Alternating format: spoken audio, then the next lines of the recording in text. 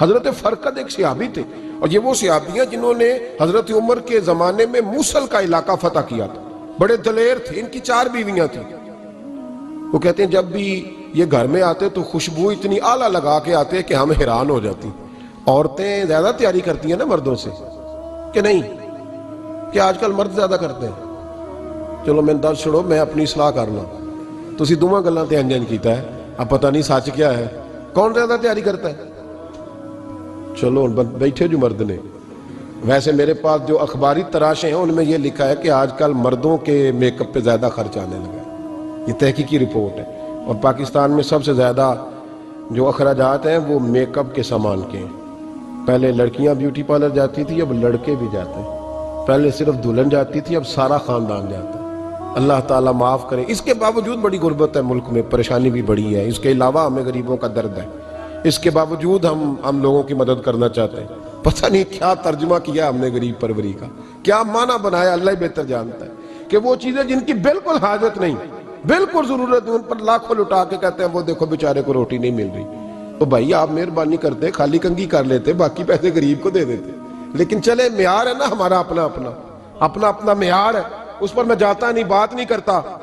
نبی کریم علیہ السلام کے صحابی، ان کی ازواج کہتی ہیں کہ اب عورتیں زیادہ تیاری کیا کرتی تھی، لیکن وہ جب گھر آتے نا تو اتنی خوشبو لگاتے، کہتی ہم چاروں مل کے کوشش کرنے لگی، ڈھونڈنے لگی کہ وہ خوشبو کا پتہ کریں جو یہ لگاتا ہے۔ ہم نے بازار سارے تلاش کر لی۔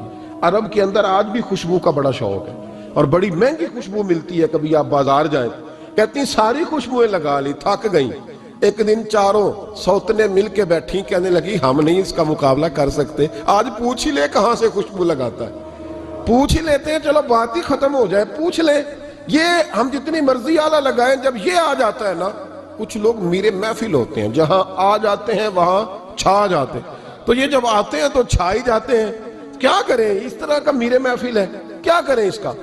فرمانے لگی ایک دن چاروں سوتنوں نے مل کے ان کو بٹھا لیا، کہنے لگی بتاؤ تو صحیح خوشبو کون سی لگاتے ہو؟ کہنے لگے کوئی بھی نہیں،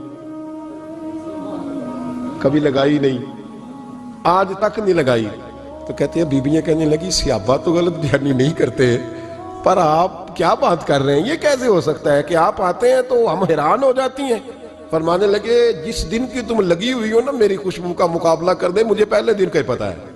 تو میں نے کہا چلو زور لگا ہی لیں، دیکھ ہی لیتے ہیں کہاں تک بات جاتی ہے تمہارے پاس جتنا زور لگا لو۔ بہرحال میں اللہ کی قسم اٹھا کے کہتا ہوں کبھی نہیں لگائی۔ تو بیویاں کہنے لگی پھر بتا تو صحیح، تو ایک دلیر آدمی ہے، اور جو دلیر لوگ ہوتے ہیں وہ خوشبوؤں کے اور کپڑوں کے اور ان چیزوں میں زیادہ وقت نہیں لگاتے، ان کے تو مشن اور طرح کے ہوتے ہیں۔ آپ تو مجاہد قسم کے آدمی ہیں، پر ہر وقت خوشبو آتی ہے۔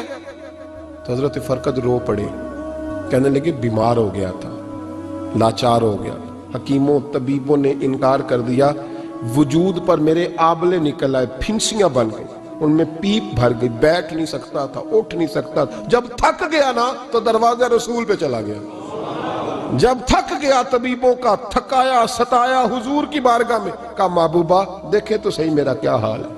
حضور ذرا دیکھ کے، چل نہیں سکتا، سو نہیں سکتا، بیٹھ نہیں سکتا، تیرے علاوہ غم کسے بتاؤں؟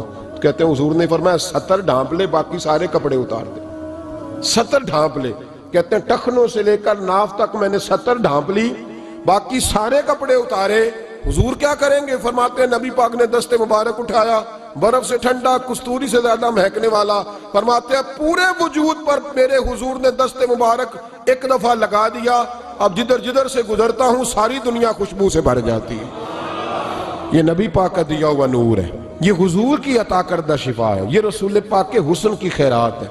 ایک شاعر نے ایک فقرہ کا کمال کر دی، کہنے لگا ظلمت کو ان کے نور نے کافور کر دیا، جس پر پڑی نظر اسے بھی نور کر دیا۔